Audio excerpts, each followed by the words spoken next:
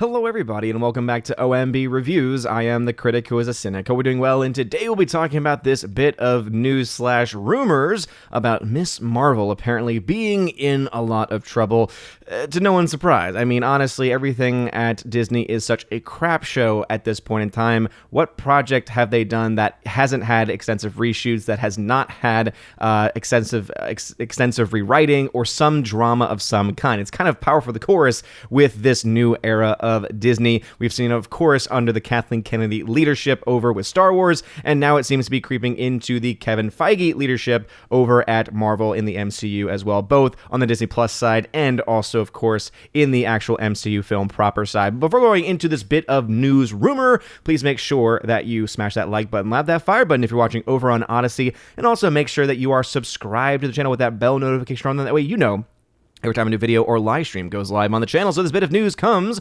from our friends over at Bounding Into Comics. It says here, Miss Marvel in trouble, new casting, and, quote, significant, end quote, reshoots reported months after filming has wrapped. Now, I do put this in the news report / rumor section because one of the sources being used here to say that the reshoots have been extensive is We Got This Covered. And if anyone knows anything about We Got This Covered, we know that it is a complete drag and just not all that reliable. But other sources are used in this article, and that's why I feel like it is still worth talking about, and it is quite believable, especially, again, look at this.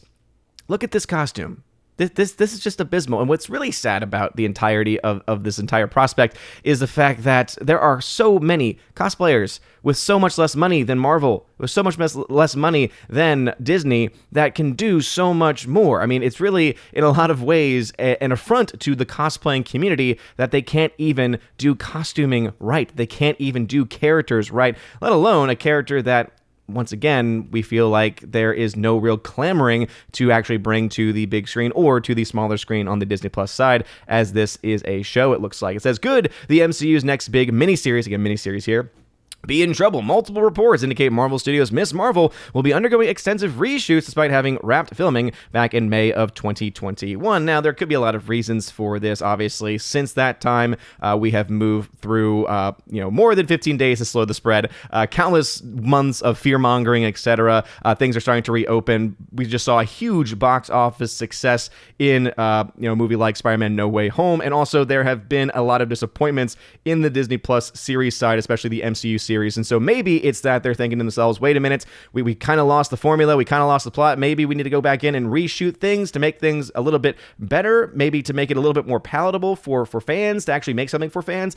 I doubt that is the reason. I doubt that is the case, because that would, of course, require that they actually care about what fans want, and it's clear based on everything we've seen from recent MCU, especially Disney Plus MCU, that has just shown that they just honestly do not care at this point. It says here, according to The Direct, the reshoots will be significant and may suggest there are troubles with the project. Leslie Hill of the Cosmic Circus confirmed the report, saying the reshoots were definitely substantial. The series, said to premiere sometime in the summer of 2022, is set to debut the Kamala Khan / Miss Marvel character from the Marvel comics. And again, I just have so many questions and doubts about this that I just honestly do not care at this point. Let's go ahead and check out and see The Direct. I have not heard of this before, so as I said before, I would definitely take a lot of the news here as, again, mostly on the reporting. So again, reporting itself not necessarily could be reliable because of different sources, different things like that.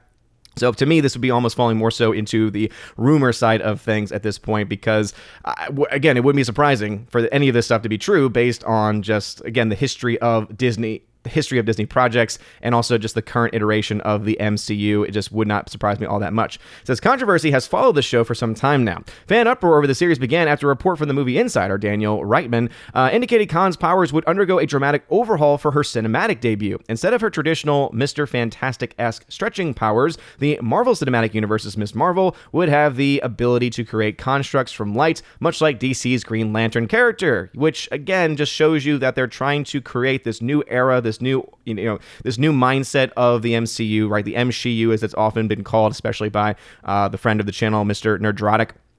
Gary Beekler, because I honestly think that is exactly the direction that they are going in here. So it's not even just that they have to focus on these characters that really don't sell very well as far as the comics are concerned. It's really not much and really not enough for them to try and focus on these subpar stories, especially just stories that really did not exist except for the last 10 to 15 years. So really nothing in comparison to the rich library of characters that have existed in comics for a very long time that have yet to be either adapted or adapted properly in the case of things like Fantastic Four, for instance.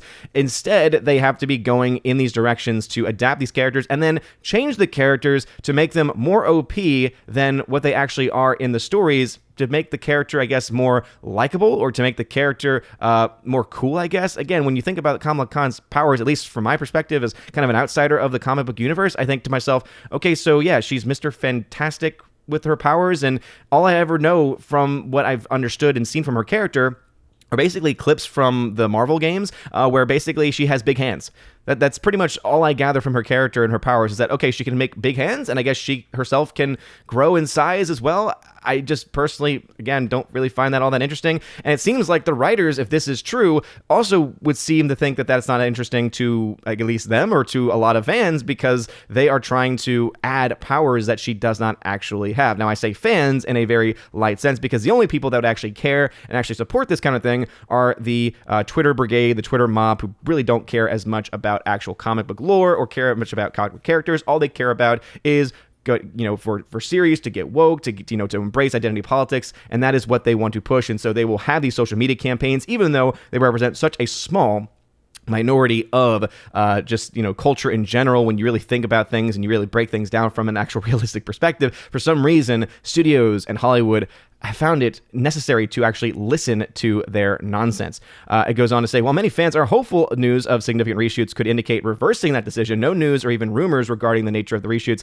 have been released as of yet, which makes, again, me skeptical about the prospect of just how extensive these reshoots are. It says on Monday, comicbook.com reported that the reshoots reportedly aren't as bad as we thought, meaning that there are still reshoots, they're just not as extensive. And again, this would just not be all that surprising for me. However, more recent news from Friday seems to fly in the face of that notion. We got this covered, and again, can't trust we got this covered. Just got to put that out there. Said it reported that new Pakistani actor Mawish Hayat have been added to the series during reshoots. Presumably any reshoots involving new casting changes are more likely to be extensive in nature. So yeah, take that with a gigantic grain of salt. In fact, probably don't take it seriously at all, because We Got This Covered is trash. Having first debuted in the comics 2014, Khan has struggled to find an audience, with multiple series being canceled and rebooted. And I think that is, again, kind of the era that we are in with Marvel. Notice, the character debuted in 2014. This is an incredibly young character as far as the comics are concerned, and the character has been rebooted several times because no one has been buying it. So it's been rejected by the comic book community. Why in the world would you think it would be accepted in any way by any fans of the MCU? Any fans that are left of the MCU either have some basic fandom towards one of the series, some basic fandom towards some of the characters involved, in the MCU, that are still left from the original stories, or they are just MCU stans, or they are just people who, again, just love when nonsense like this is being pushed forward for no reason whatsoever, other than to try and push propaganda. It says back here, in 2013, the founder of Muslim Media Watch once told the controversial Qatari-funded outlet Al Jazeera that Kamala normalizes his idea of the American experience as Muslim, and that a lot of us are bumping up against the idea that a lot of America is white. While that isn't what America is, we're not all white and Christian.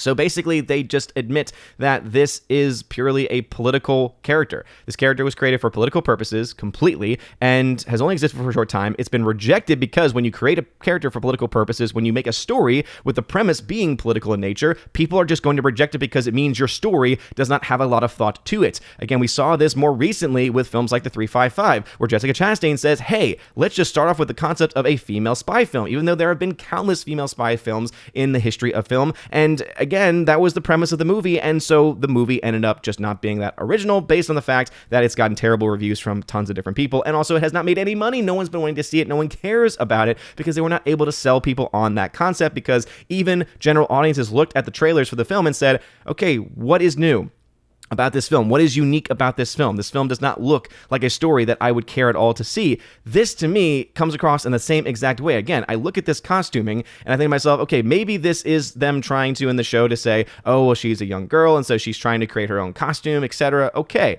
it still doesn't look good.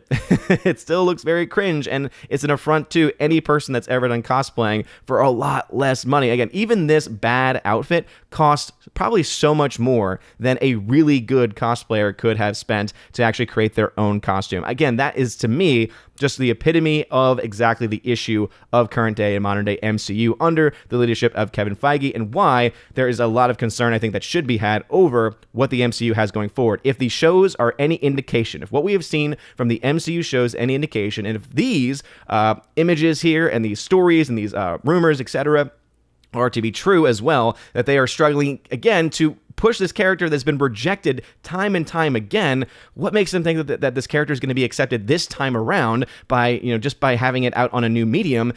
I don't get it. I don't understand it. There's no one even attached to this to really make anyone actually want to go see it. Again, I've not at least heard of any major casting, and I look at this character and I think to myself, okay, unless you fit this very specific demographic of people, who is actually going to be interested in watching this? I honestly just can't quite understand it myself. And again, if they instead created a unique story with a good character, with a unique background and storyline, and were able to start off from there, then maybe they would have something on their hands, right? Maybe then they would have had a successful run in the comics, but instead they decided to go the identity politics route, and because of that, audiences, and most general audiences in general, do not want this nonsense shoved down their throats, and this news is just more indication of that. So what are your thoughts about this? Do you think that Ms. Marvel is in trouble? I would say it's in trouble just from the very concept, just by the very fact that it exists. It's in trouble, but do you think that there's any actual credence to some of these news and rumors going on about casting and reshoots and significance? Again,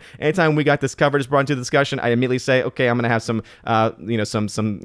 pause there. But comicbook.com, which also is not much of a great news organization either, because they're definitely a shill news organization, at least they even admit that there are reshoots going on since the filming has wrapped in May of 2021, just not as extensive as had been previously thought. So clearly this show is trying to revamp things, is trying to make things more interesting. I just don't think what has been reported and what has been rumored are really things that are going to drag anyone else to actually watch this series. And so, are you ready to ignore this series? Because I know I am, though, of course, being on Friday Night Tights, I'm sure I'll have to watch it just for that reason alone, and I am dreading that day. But let me know your thoughts about this and anything else I mentioned in the comment section down below. If you like this video, smash that like button, slap that fire button over on Odyssey. You're all amazing and beautiful people. Hope you all have a wonderful rest of your day, and as always, God bless.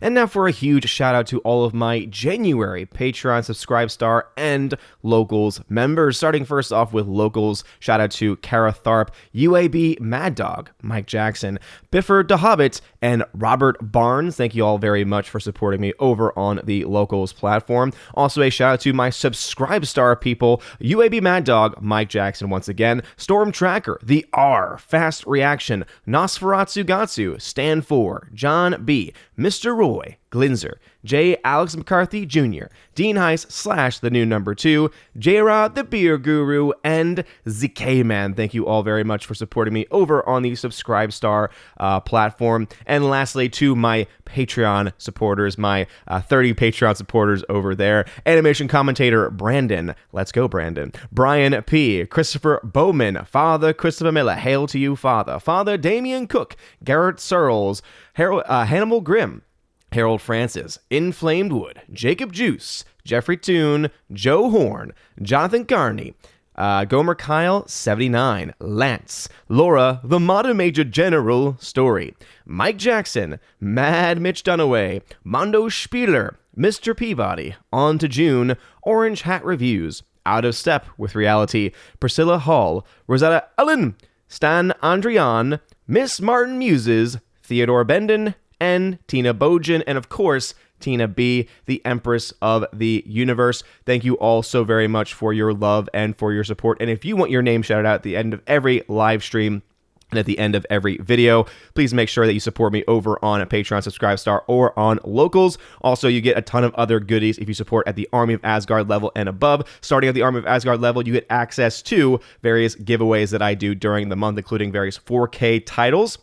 Many of them 4K Steelbook titles, and so if you want access to that, check out the Army of Asgard level on those platforms specifically. You also get access, once you are a Keeper of the Bifrost level member, to that, plus a podcast that I do with John the Flick Pick Flickinger, where you actually get to ask us questions, and also, of course, get access to that and the library of previous podcast episodes. We're up to about 33 episodes now that we have been able to do. I think most of those episodes now at this point we've actually done it together, which has been a lot of fun. And of course, you can join at the Chosen of Valhalla live stream, Chosen of Valhalla live stream level, where you get access to not only all of those things, but also you get access to be featured on the channel once a month during the Chosen of Valhalla live stream with the other Chosen members, which is always a lot of fun. Also, during your first month, you get a free t-shirt sent anywhere in the world. You just let me know your size. Let me know the t-shirt that you want from the store over on Teespring or on TeePublic, whichever you prefer, and I will gladly send that out to you if you're at that level. Anyway, you guys are all amazing and beautiful people. Hope you all have a wonderful rest of your day, and as always, God bless.